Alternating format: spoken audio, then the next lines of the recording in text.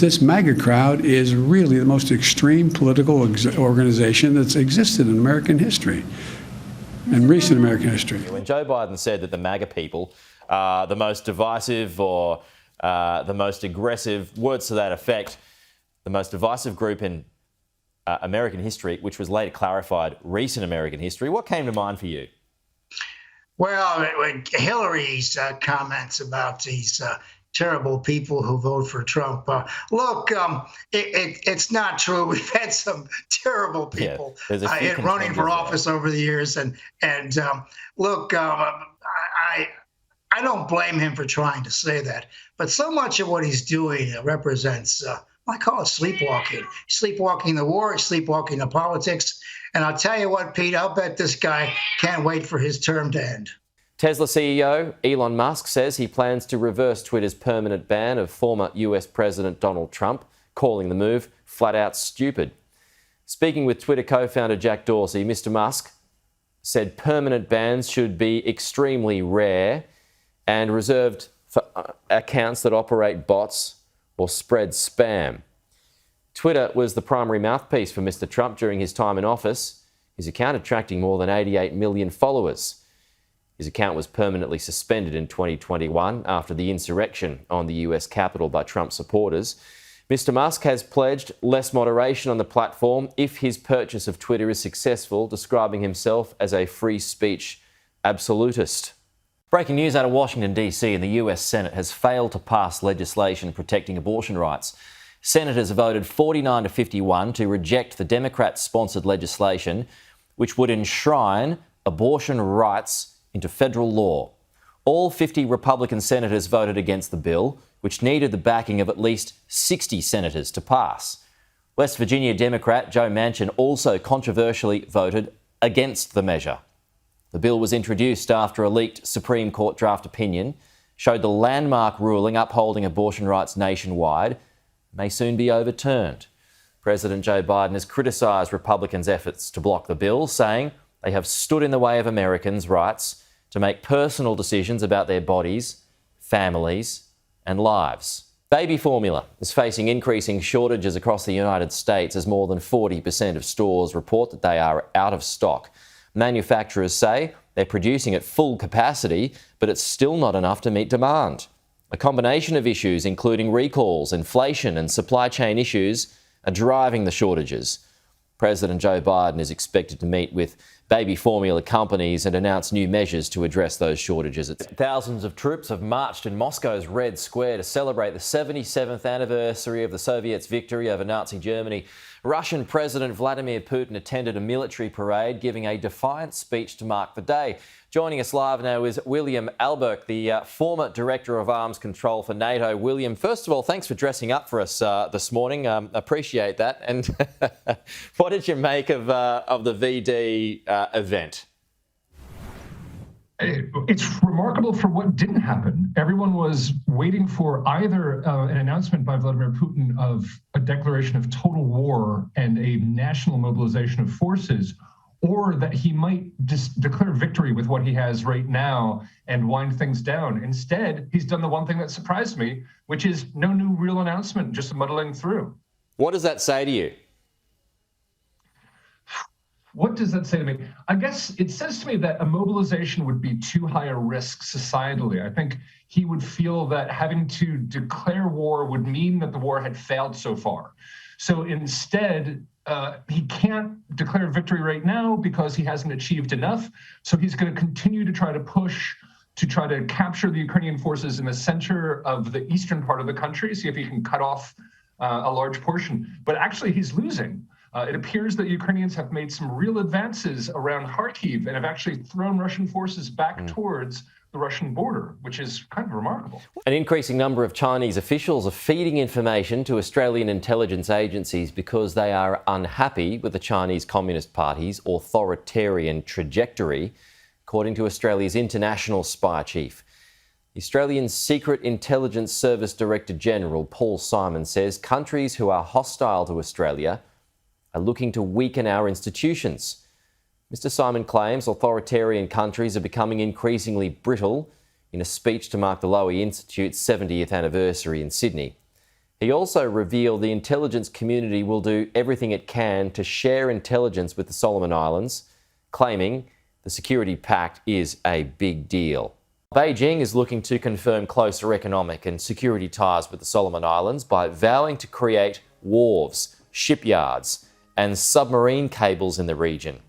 Beijing is planning to gain access to the island nation's fisheries and mineral wealth by establishing deep-sea fishing bases and underwater mining ventures. That's according to a leaked draft maritime cooperation agreement. The Memorandum of Understanding, named the Blue Economy, promises mutual benefit and a win-win cooperation. Experts are warning the agreement promotes dual-use infrastructure, which could be used by the Chinese military. The government is poised to spend $8 billion on a tranche of new defence helicopters to replace scrapped European models. 29 Boeing-built Apache helicopter gunships will replace the Airbus ARH Tiger helicopters, and 13 Seahawk Romeos will replace the 6 Taipans that are being used by the Navy. The Airbus and Tiger choppers were dumped due to operational and communications issues. Both helicopter purchases were revealed months ago and included in the March budget, but final costs had been kept under wraps. The aircraft is scheduled to be delivered by 2025. The Greens yesterday released its immigration policy, Tanya. They want to abolish the Australian Border Force, end offshore detention. They want to scrap boat turnbacks. If you happen to lead a hung parliament and need the Greens' support, would your position on borders soften? No, absolutely not. No. Scrapping Border Force, that's a pretty wild policy, isn't it? Well, it's the Greens, right? I mean, I can't answer for them. That they, they've got all sorts of policies that I don't agree with. This is just one of them. So what if you need their support and that's part of their conditions? What do you do then? Well, it'll be up to the Greens, won't it? If they want to back Scott Morrison in a hung parliament, that's a matter for them. We're not making any deals. Pre-polling has shown Treasurer Josh Frydenberg would lose his blue ribbon seat of Kooyong if the election were held today. Mr Frydenberg and fellow Liberal Tim Wilson both face challenges to their Melbourne seats from Climate 200-backed independents, who hold slim advantages in two-party preferred polls. Monique Ryan currently leads the coalition 53-47 in Kooyong, while Zoe Daniel leads 52-48 in Goldstein against the incumbent Tim Wilson. The predictions of a teal sweep of moderate Liberal-held seats by Climate 200-backed independents have been quashed, with polling suggesting the coalition will retain the inner-city Sydney seats of Wentworth, North Sydney and Mackellar. Now joining us live is the Treasurer, Josh Frydenberg. Treasurer, good morning to you. Are you about to lose the seat of Kooyong? Well, voters obviously will make their decision on the 21st of May, but I have been encouraged by the positive and warm reaction I've received at pre-poll over the early days of this week. There's still a long way to go and the battle in Kooyong will be tight. But let's be very clear about what the choice is for the local voters in Kooyong. I have worked hard for my local community for the last 12 years. I'm from Kooyong and I'm for Kooyong, working with the charities, working with the small businesses, working with the schools and many families. And at the same time, I've been the Treasurer of Australia during the most significant economic shock since the Great Depression, and Australia's coming out of that economic shock faster and stronger than every other major advanced economy in the world. On the other side of the ledger is a so-called independent who's a former long-standing member of the Labor Party who sought to conceal that political background when asked about it by the media, who's asking for the community's vote, yet is not prepared to tell the community how they will vote in the event of a hung parliament, has no detailed policies, it's got an emissions reduction target, but no plan to get there, no costings, no tax policy, no defence policy, and we know the chaos and the confusion and the uncertainty that will come with a hung parliament. An estimated $200 billion US has been wiped from the value of cryptocurrency around the world as a run on the most popular coins followed the collapse of one investment that was never meant to fall. Let's bring in our business editor, Ross Greenwood. Now, Ross, good morning. Is it possible to explain in simple terms exactly what's happened here? Well, I'll do my very best for you, Pete. So just to explain, we know Bitcoin, it's a virtual currency. Ethereum is very similar. There's Litecoin, there's a number of others. But there was one that was created which was called Terra USD. Now, Terra USD was quite different. It's what's known as a stable coin. And what you can see here on this chart is literally that flat line at the top. It's supposed to mirror the US dollar. So in other words, one stable coin, one of these stable coins equals $1 US. And the idea was if you sold your Bitcoin or your Ethereum, you go and buy these instead, rather than actually converting it back into actual cash until you're ready for your next transaction. So it's always supposed to be $1 US. But you can see what's happened here. At one stage, that in the past few days, this Terra USD has got down to 23 US cents. It wasn't expected. It has spooked the crypto markets around the place. So if we go and have a look at what's happened to Bitcoin, say, for example, and the same thing's happened to Ethereum and the rest of them, you can see this big fall that's happened over the past month. So Bitcoin down about 55% during that period of time. At one stage last night, down below $26,000, when only a week or so ago, it was up around $42,000. So big falls, big losses have taken place as a result of what's taken place with that Terra USD. Okay, so how can anything that's supposed to track the US dollar just stop doing that, Ross? Well, it's what's called a good old-fashioned run. In other words, what happens if you suddenly find that enough people want to sell it and really attack that, then if there's not liquidity, there's not enough others on the other side of the transaction to hold it at that $1 US peg, then the price inevitably falls. And that's the reason that spooked the markets. Well, the British Prime Minister has signed security agreements with Sweden and Finland, pledging to support each other should their militaries come under attack. Boris Johnson has visited both countries while they consider whether to join NATO as Russia's aggression in Ukraine escalates. The new arrangements would increase sharing of intelligence and fast-track joint military training and deployments. Prime Minister Johnson says it's a sad irony that EU leaders are being forced to discuss the best way to fortify defences against the empty conceit of a 21st century tyrant. The war in Ukraine is forcing us all to make difficult decisions. But sovereign nations must be free to make those decisions without fear or influence or threat of retaliation. Sri Lanka's Prime Minister has resigned following weeks of protests over the country's worsening economic crisis. The government has imposed a state of emergency and a curfew as protests escalate. Sri Lanka has faced months of power outages and supply shortages as the country is unable to import necessary goods. Mahinda Rajapaksa has served 2 terms as Prime Minister, the most recent since 2019. The President, Mr Rajapaksa's brother, is refusing calls from protesters to stand down. The Taliban has ordered all Afghan women to wear head-to-toe coverings in public. The decree says women should leave home only when necessary, and male relatives would face punishment, including jail time, for women's dress code violations. It's the latest in a series of repressive moves by the Taliban leadership, which has generated concerns among rights activists.